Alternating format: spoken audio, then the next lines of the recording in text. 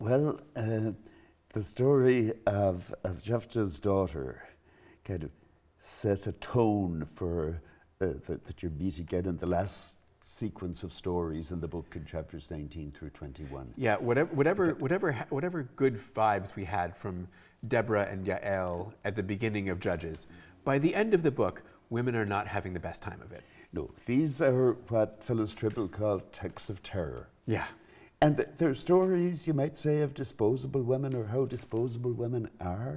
Yeah, it's women almost as, not almost, as tools for the way that men were running society. So you have Jephthah's daughter who is sacrificed for her father's military success. And then you've got the concubine. Yes. Now, the story here has a certain amount of overlap with the story of Sodom. I would say it certainly does. In Genesis. One of the variations, though, is the role of the concubine in it. Yeah. There are no angels that save the day. Right. In this version. And again, I love, we've been talking a little bit about panels between Genesis and Judges throughout. Yeah. This is another good one, where the story in Genesis is a little sanitized. Again, for the reasons we were talking about earlier, which is nothing bad can happen to these people in Genesis. Yeah. In both stories, though, the host is quite willing to sacrifice his daughters. Yes. And in both cases, I think that we should remember that I think it's an extravagant and exaggerated example of the law of hospitality. I'm so committed to the protection of the people who have come under my care that I would give up even my most precious thing. Yeah. I don't know that the intention is for that actually to happen. That or at the very least, this is going as far as you possibly could with the idea. It doesn't mean that they're quite happy to give up for their sure. daughters. That this would be the extreme. True enough. But in this case, though, the concubine does give up. The Levite does give up his concubine.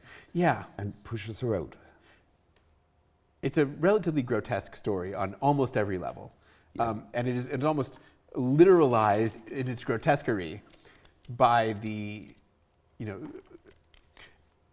what actually happens to her body. She's already, as a female figure, she has already been, her identity, her person has already been degraded. She's then literally, physically degraded. She is left for dead, and then she is cut up into pieces and sent. Talk about turning a human being, instrumentalizing a person. Right. Yes, she literally becomes the message. A famous intertext for this, of when Saul wants to rally the tribes, at one point, he takes his ox and cuts it up. In this case, the man takes his concubine, who is already dead, admittedly. But still. I'm sure that makes it better. It's hair raising. Yeah, absolutely. Also, it's quite chilling. In the morning, her master got up, opened the doors of his house, and when he went to go out on his way, there was his concubine lying at the door of his house with her hands on the threshold. "Get up," he said to her, "we're going." That's got to be, one of the most chilling lines that you get anywhere, I think, in Scripture. So then, what to do about this? Well, what do they? When he sends around, evidently one of the ways of notifying people that their counsel was required was to give them a piece of meat in the mail. And when they got the pieces of the concubine, what were they to do?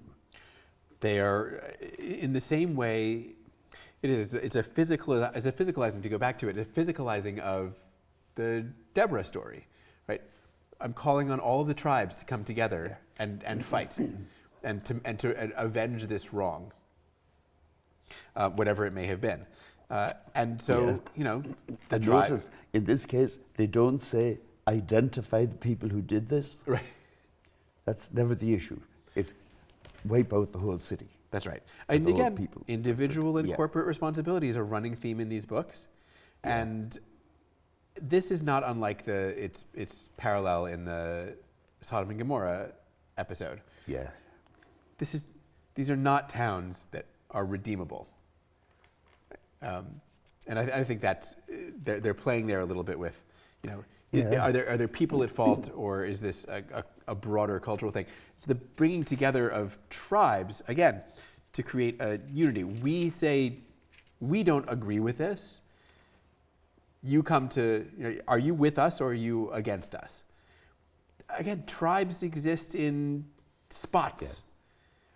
But now, this story keeps going on. And just when you think you've come to a conclusion in it, another crisis comes up. Yep. And in this case, they all resolve not to give their daughters in marriage to the Benjaminites. But then this creates another problem. Yeah. You don't give daughters, Benjaminites don't marry, there's no more Benjamin. And so you get the Hebrew version of the Sabine women. Yeah.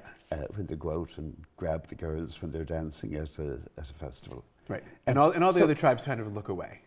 Yeah. And then again, it's the same thing happening over and over again, where the instrumentalizing of the female characters for the preservation of the male characters. Yes, the ultimate good that is being sought here is probably, the preservation of Israel. Do you think that the women cared so much about the preservation of Israel?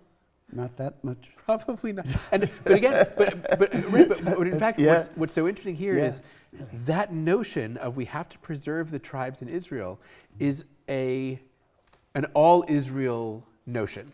One of the interesting aspects here is that the notion that we can't let one of the tribes disappear is a very all Israel kind of notion, right? It's that the idea that Israel is identified by these particular tribes. We're some distance, I think, from, again, what we had in the Deborah story, where it was like, I'm going to curse this one tribe out of existence and you're never going to hear from them again. The idea that we must preserve Benjamin, we're already, I think, sort of edging toward a different concept of what Israel is. Well, and we're edging towards the concluding statement in the book of Judges.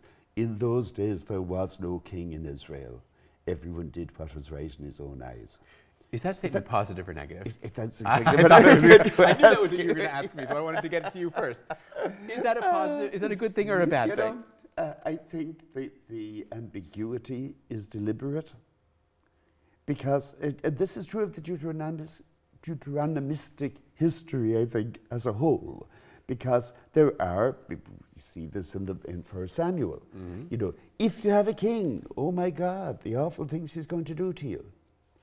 And how he'll take your daughters and he'll take your sons and he'll do this and that. But then, on the other hand, you have the promise to David, and David, was the best thing that ever happened to Israel, or so you might think. Mm-hmm. So there are two sides to it. And, would things be better with a king? Hell no. Well, but they don't know that yet. Here at the end, it feels like on the one hand, these last chapters of Judges, we have a breakdown of, we're out of the world of Israel sinned, and then God made a judge arise. Right? We're not in that world anymore by the end of the book. We're into a world of inner Israelite fighting. Israel's fighting against itself and each other, but it feels like some sort of social breakdown. But there is an implication, I think, at the end of the book that we really needed to get a king. Would you agree? Yeah, I think it's such a fascinating thing, because why do they need a king at the end of the book that they didn't at the beginning? It would be for internal problems, as opposed to at the rest of the book, the external threats. In the end, it will be Saul is a judge. Samuel and Saul are judge-like in their localized military. They're more like the earlier books. I must admit, I read this last line as you said, ambiguously or ambivalently, but there is something about every man did what was right in his own eyes that feels like it's almost saying, we're not keeping it together even on a moral, ethical level right now. You don't think it's saying, and wasn't it great? Every man could do what is right in his own eyes. What I think is that this is a recurring line, the valence of which changes depending on the context it appears in. And sometimes I think it's very clear that it's negative. And I think you would have to take it as negative coming on the heels of the story of what happened to the concubine and the aftermath. Right. That's what I think as well. It's got to be negative. Interestingly enough, though, in 1 Samuel, what will push them eventually to getting a king is the external threat again. Absolutely. It's the Philistines. Yeah, we don't hear about inner Israelite fighting, again for a bit. But what's your takeaway from the Book of Judges? Do you read scripture to your daughters? But probably not. No, these probably would not be the stories. Not these stories, if I were going to choose. But at the same time, I find these stories to be some of the most fun and compelling. I think I've brought this up a few times. These are, they're not unlike the world of Greek mythology. It's not gods doing stuff, but it is heroes. Obviously, Samson and Hercules are not so dissimilar conceptually. Right? These are hero stories. They're fun. They've characters who have real personalities. I think the Book of Judges is terrific fun to read. I think that it is also at the same time a really interesting reflection and the first sustained reflection on what makes for a successful society. And I think that what we often do is we often read this as straight history. First there was Moses and Joshua, then there were judges, then there was monarchy, and it just went in lockstep like this. But I think it's more interesting to look at this as literary reflections on, over time and space, on what are the right ways, what are good ideas for self-rule? Well, again here, though, you'd have to distinguish between the underlying stratum and the redactional layer. Because in both Joshua and Judges, there is definite reflection on what makes for a good society and a very simplistic answer. Sure, obedience. Which isn't at all borne out, especially by the stories in Judges. Right. So, I wonder, is it even reflection on what makes for a good society in Judges? Or is it, one of I come away from it as still being an upbeat book. It's saying that in spite of everything, we survived. In a way, it's a celebration of providence. There must be somebody looking out for us. Because it sure isn't because of the virtue of the judges or the virtue of Israel that it survives at all. It's funny that you should describe a book that is sure not about the virtue of Israel as being positive. It seems to me like it is. It's a real balancing act. The book is a real balancing act. It's constant disappointment and failure. Yeah. Constant fighting, constant loss. And where they survive, it is usually simply by God feeling bad, right? Yeah. And they cried out to the Lord, and the Lord sent a judge to rescue them. Yeah. But in the classic genre designations of tragedy and comedy, I would put this under comedy. Because comedy is traditionally, yes. Not because it's funny. But because it ends in a wedding. Yeah. That's why. Yeah, because comedies end in weddings. That's what I mean. And so does this one. It's upbeat. That in the end, life will go on. And do you think that was actually in mind in the collecting of this? I think it might, if there was a collection of the stories of Judges before the Deuteronomist, then I think that was probably in mind. Oh, I think that collection would have been a terrifically good time. But now, I don't think it was in the Deuteronomist mind. the Deuteronomist was trying to lay down the law to people. Right. Very one track theology there, and it's useful to think about again the way that Deuteronomistic history here, as we sort of finish our reflections on Joshua and Judges as a whole, the way that the historian has taken conquest and hero stories and infighting and there's border lists in Joshua, and there's all of this, of this disparate material, and given it to us. And I should say, there's no reason to think that the stories of the judges and the story of Joshua wouldn't. These are all sort of coterminous, coexisting, simultaneous ideas and thoughts going on. Yeah. All of this material presented to us, essentially in the most boring form possible.